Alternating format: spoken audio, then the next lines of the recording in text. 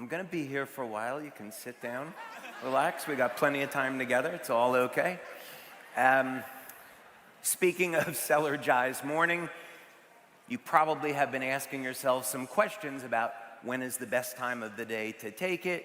How do I combine it with patches? How do I take all of that information that was presented yesterday and combine this into a daily program or schedule so I have a system that I can use for producing predictable results? So that's what we're going to be talking about now, is about designing a schedule. So the first thing, as you hear me say very often on our LifeWave Connect, is that I am not a medical doctor. I am not providing medical advice. We are not making any type of medical claims. So if we're all okay and good with that, what I would recommend that you do, if you find something here that is of interest, take this to a practitioner so you can customize this and design it into a program that will suit your particular needs, since everyone is going to be different. So, some of the objectives that we have in this daily program is, first, we want to spend the minimum amount of time to produce the best results.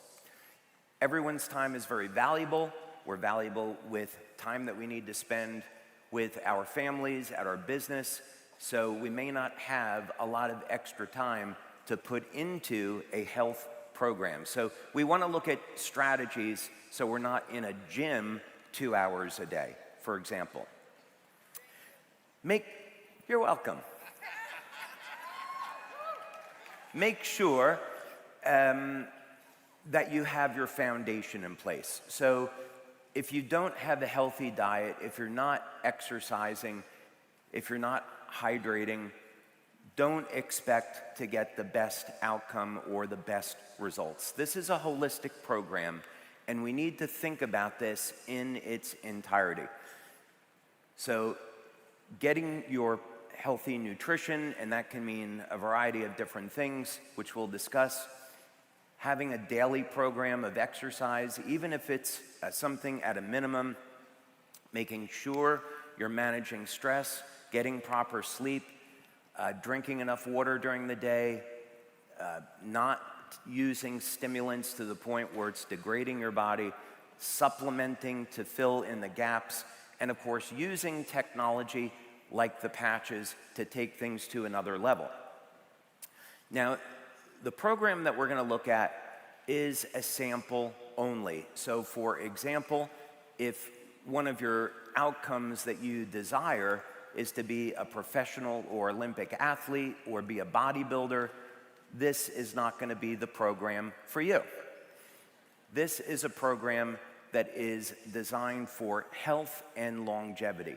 So keep that in mind.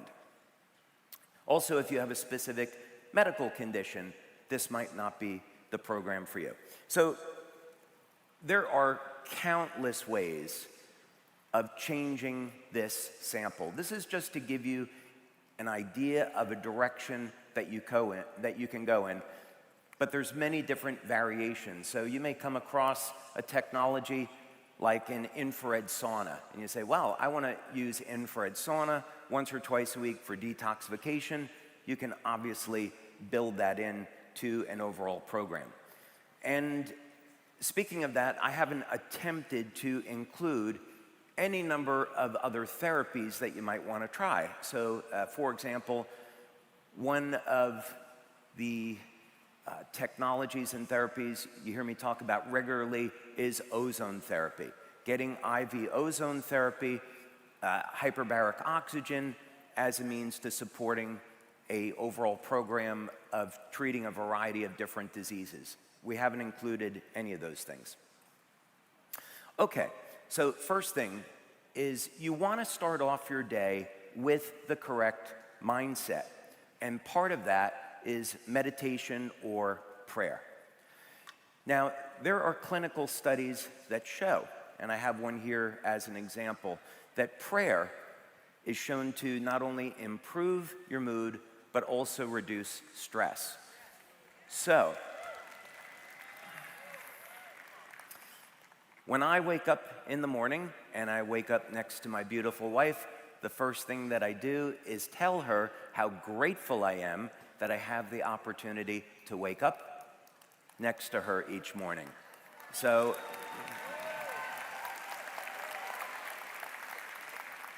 what I have found as a husband, if you start off the day by thanking your wife and being grateful for her, the rest of the day tends to go pretty well. So husbands, take notice. And I think the same is true with God. If we pray and give thanks to the Lord, who has blessed us with so many incredible things in our lives, if we start off the day with prayer, it's an awesome thing. So I would encourage you to do that. Okay, now, many times of the day that you could exercise, I usually wake up at 5:30, 6 a.m., and then I head straight to the gym. And I have a gym in my home, so it's relatively easy. I wake up, I take a few minutes to prepare, get my clothes out, set the day, and then I head to the gym. And given how hectic and long my days are, being able to go to the gym is therapeutic. So I encourage you to set aside that time in the morning to exercise, and that can be a quiet space. Now, there's a few different options here which are pretty interesting. Many people use coffee as a pre-workout.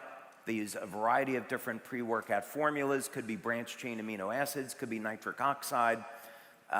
Many of you may want to try to use X2O along with an amino acid formula as a pre-workout. There's a lot of options here. I want to talk to you about a variety of different options. First, with caffeine. This is a really interesting one. First of all, there is no question that caffeine will improve exercise performance.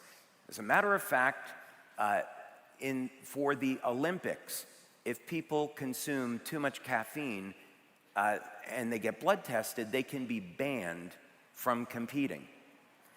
So no question, caffeine improves exercise performance. The problem is that it induces a lot of oxidative stress on the body. So you have to use it with caution.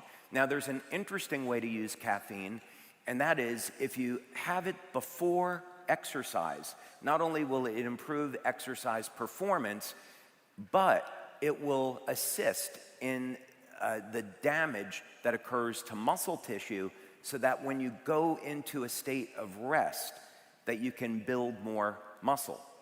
But the key here is not to have the caffeine post-exercise. If you use Celergize as a pre-workout, that contains citrulline and potassium, and both of those will fuel the production of nitric oxide. Nitric oxide, likewise, will increase exercise performance and is suitable for pre-workout. Those among you that have injuries that have been difficult to heal, or let's say that you have a loss of cartilage, there are now new studies that show if you take amino acids before exercise, and this is now I'm referring to resistance training, it will drive those amino acids into the muscle tissue and you'll get better muscle protein synthesis. So having that window of time, and if you also add, if you're looking to generate new cartilage, getting a collagen supplement and vitamin C, which triggers cartilage production and collagen production, will assist in repair of damaged tissue in the body. So nutrient timing is extremely important. And here's a study that will reference that. Okay. Now, when you get to your resistance training or your cardio, you have a number of interesting options here. And you don't have to be in the gym 6 days a week to get the best results. What's interesting is that Steve and Gina love that idea. And you know what's extraordinary about that is Steve is a world champion athlete. And Steve loves to train and be in the gym. So, but I know you appreciate time and efficiency. So you don't have to be in the gym 5 or 6 days a week. As a matter of fact, if you speak with exercise scientists, you speak with professional bodybuilders, which we've worked with a lot of Olympic professional athletes, bodybuilders over the years. And interestingly enough, many of them say that the biggest breakthrough in bodybuilding was when people went to only exercising one muscle 1 day per week. And there's a variety of ways of doing that. And that's because if you're applying a lot of pressure to the muscle, you're also creating damage to the tendon. So your muscles will recover within a period of about 2 or 3 days, but your tendons need more time to recover, 5 to 7 days. So if you're doing the work, you can actually recover.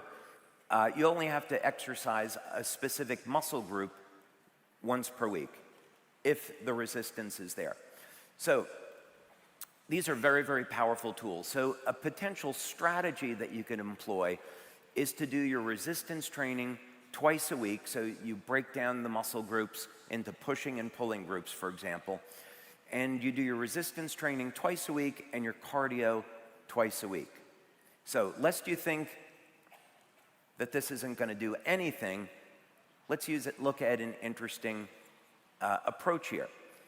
Now, this would be a technique, a strategy that you could use if you hadn't exercised in a very long period of time. Time does not permit us to have a discussion on how to incorporate various strategies of volume into exercise, meaning multiple sets, multiple repetitions. What is the right range? All depends on the outcome.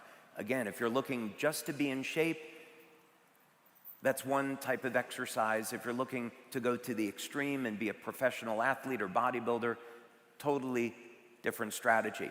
So let's say you're an average American who doesn't really like to exercise, doesn't get into the gym. This is not Renita Brannon. We're going to take someone that maybe doesn't like to exercise and wants to put in the minimum amount of time. Maybe you haven't been in the gym or trained for 10 years. There's a technique called static contraction training, and it allows you to exercise 1 day a week for about 5 minutes, 10 if you consider a warm-up, and get fantastic results starting off.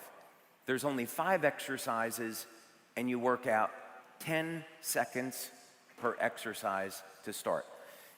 I have this equipment in my home because we're doing a clinical study on it.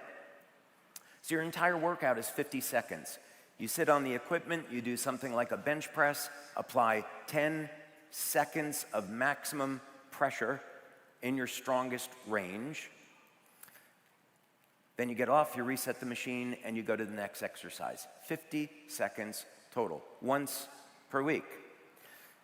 And these are the type of results that people get. We're doing a study on this with X39 to see how far we can really push this. I'll give you an example for myself, and again, keep in mind, I'm 62. Just this past month, on this machine in at maximum contraction, I bench pressed 331 pounds, and about 3 weeks ago, I had a maximum belted squat of 480 pounds. So when you can put this amount of pressure on your muscle, very short period of time can induce a stimulus. Now, I'm also doing other exercise. As I did this for a few months, got incredible results, and then started to add additional exercise and volume to take it up even more.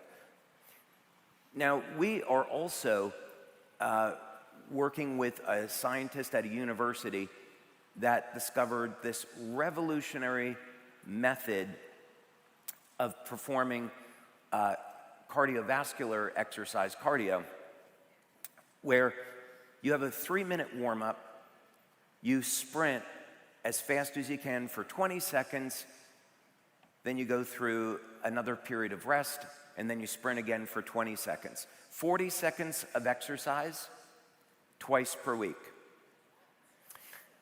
Now, this piece of equipment is called a Carol bike. This is called a rehit method. And you can do this on a treadmill. So if you do this on a treadmill, what you do is you walk very slowly for a period of 3 minutes. Then you set the treadmill at the steepest incline possible. You set it at the fastest setting that you can run. And again, if you're just starting off, I recommend that you go slowly, work with your doctor so you don't get injured, but you sprint as fast as you can on that incline for 20 seconds, rest for 3 minutes, and then repeat. You can also obviously do this on an exercise bike. The advantage of this specific bike is that everything is automated and it keeps track of your result. But incredibly, this method of training, 8 weeks of it, shows that your cardiovascular health improves, and that 80 seconds of exercise is equivalent to 90 minutes of steady state cardio. So this is an incredibly efficient way of training. I've been doing this now, and the change is absolutely remarkable. I love it. So that's all you do. Okay. Now, an example of how you might structure this is Mondays, you do your resistance training. Tuesdays, you can do your cardio, all 10 minutes of it, or 40 seconds, depending on how you look at it. Take a day off, do your resistance training again, and then another cardio session. That's just an example. Okay. Now you can do your post-workout. So if you're fasting, then you would just have X2O and Celergize as an example, or you could use branched-chain amino acids. But you want to keep the calories to around 30 calories or so if you're going into a fasted state and you're not going to eat until, let's say, 11 a.m. But you should at least hydrate, take your electrolytes after training. And these are some options. Okay, so for patches, we have a number of options about what you might use in the morning. A very good protocol today is X39 on the back of the neck, X49 below the belly button. You can use a third patch if you wished, and then a set of energy and patches if you wish to use that as well. But a basic system of X39, X49 works great. If you're suffering in pain, you would obviously want to use IceWave. If you're going for appetite control, SP6, glutathione, carnosine. Glutathione if you're looking for detoxification, carnosine for additional athletic performance. So you tune these and use these all depending on what outcome it is that you're looking for. But again, the basics work very well. Okay, and then you head to work, presumably, let's say at 8 a.m., and you get started. Interestingly, Richard Branson has attributed exercising in the morning as one of his keys to success at working long hours and getting a lot of things done. Now, if you have coffee post-exercise, I'd recommend decaf, and especially if you are in a fasted state, decaf coffee is an excellent tool for blunting hunger. So you can think about it that way, black coffee. But again, I don't recommend using a lot of caffeine. And again, caffeine post-exercise, there's some literature that shows that it may interfere with anabolic metabolism. You could say that the jury is out with this. So I'll let you decide. But in any case, too much caffeine is going to impair your objective of longevity. So let's say that you're going to have your first meal at 11 a.m. You want to start with a good way to structure a meal is to first look at the amount of protein that you need, and we want to have enough protein to support not only muscle protein synthesis, but support of hormones and also tissue repair. So an example is about 1 gram of protein per pound of body weight as a general target. Could be a little bit less or more than that. And then also some healthy fats. Good examples of healthy fat would be extra virgin olive oil, as we discussed yesterday. So how do we calculate all of this? If we were to look at a woman, let's say, that weighed about 120 pounds, that would be 120 grams per day of protein, and depending on whether or not you're a man or a woman would depend upon how many meals per day that you would break that across. Keep in mind, there is a relationship between levels of growth hormone and levels of insulin. So there may be some of you here today that are interested in burning fat, right? Okay, just testing, make sure you guys are awake. I know I'm going very quickly because we have a short period of time. So consider this. When we're eating, we're triggering release of insulin. And the purpose of insulin is to store calories as fat.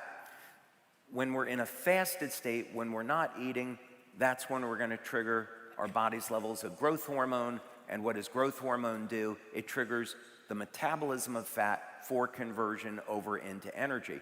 So the longer that we're in a fasted state, the longer that we increase our growth hormone and are burning fat for fuel, the more often that we eat, the more often that we're staying in a state where we're triggering insulin and storing calories as fat, and we're not metabolizing fat for energy. So there is some logic here. If you speak with athletes, well, they'll say, well, eating twice per day and getting your daily protein and healthy fats into those 2 meals is better than spreading your meals across 4, 5, 6 times per day because of that very phenomena. So that's something to consider. So we could start out with your body weight. That's going to determine the amount of protein that you get. And then from there, you can calculate as a starting point about 1/3 of your calories from healthy fats. Again, I really stress the importance of having extra virgin olive oil.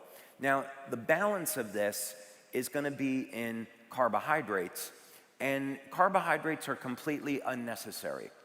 You don't need carbohydrates as for survival. Your body can be completely driven off of proteins and fats. So with that extra 1/3 of calories, you can shift that between additional fat, additional protein, but it doesn't have to come from carbohydrates, and in fact, it's probably desirable that it doesn't come from carbohydrates. It also could mean that you could take the amount of carbohydrates down to about 10% or so and still get all the advantages of a low carbohydrate diet without having to go into ketosis, for example. Okay, let's keep this moving along. And we covered this a little bit yesterday about extra virgin olive oil, so I'm not going to spend a lot of time on that now, but there's too many reasons to list as to why you should be consuming this each day, and maybe someday, I don't know, I'm not making any promises, maybe there will be a light infused olive oil. We'll see. But keep in mind, many people resort to using drugs like Ozempic for weight loss, and you have to balance this out between the negatives of being overweight. But keep in mind that olive oil is effective at triggering GLP-1. So you can actually get the benefits of something that activates GLP-1 without having to go to Ozempic. Now, in terms of overall life extension, when we're looking at nutrients to supplement with, one thing that's interesting is plain old vitamin B3, niacin.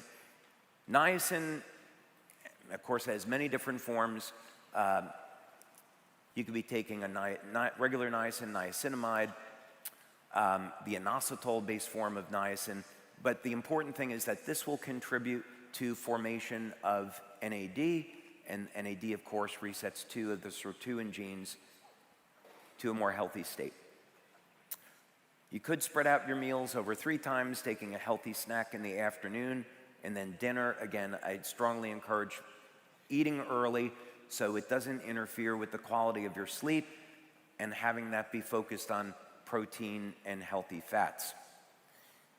About 8 p.m., you would remove your daytime patches, and this would be a time around 9 p.m. or so to have your Celergize PM. And we discussed the formula yesterday, so we won't get into that now. You can apply the evening patches now, and you have a variety of different options. So obvious choices would be Silent Nights, Eon, Alavida. Eon is an excellent choice because it reduces stress on the nervous system. If you have any inflammation in the body, Eon helps to manage that inflammation. On a long speaking day like this, I'll put the Eon patch on my throat in the evening, so this morning I'm all fresh and ready to go, and lots of opportunities for different patch placements. Glutathione I would not recommend as an evening patch because it causes detoxification and you may end up with a headache in the morning. So just be aware of that. If you're going to use glutathione at night, make sure that you're properly hydrated. Carnosine, because carnosine is stored in the brain. Some of you that use the carnosine patch in the evening, you may find that you're mentally alert the whole night, or it gives you very intense dreams. Some of you may want those intense dreams. That's up to you. So that's something to consider. And then let's say that you were going to get to sleep about 11 o'clock or so. Make sure that you're taking the time to think about the environment that you're creating for your sleep. So make sure that you're not getting any excessive light into the room. Don't use cell phones, tablets about an hour or so before going to sleep. There's been some studies that have shown if you keep your feet warm, it improves circulation and improves the quality of sleep. So there's a number of these different biohacks that you can do to improve the quality of your sleep. Then just 2 interesting notes on some research that we're doing on what we've learned from lobsters. Interestingly enough, lobsters have a diet that's very rich in clams, and clams is the highest food source of vitamin B12. And why is that important? It's because B12, methylcobalamin, is a methylation factor and is responsible for controlling gene expression. So we're looking at using B12 in a new and novel way to reset genes to a more youthful state. And we're learning this from lobsters. And then astaxanthin. Astaxanthin is also found in lobsters, and interestingly enough, I don't have time to get into it today, but the clinical studies on astaxanthin show that it's responsible for repairing and protecting DNA. And what we found through our studies is that if you take the numerical data in the story of the tree of life, it points to the exact wavelengths that are found in astaxanthin that are responsible for repairing DNA. So in other words, the tree of life predicts what happens in lobsters with astaxanthin that prevents the lobsters from aging. I think I said that right. Okay, so that's a very interesting supplement. Okay, so that's a lot of information. Sorry to hit you with it so quickly, but we do need to keep some things moving along.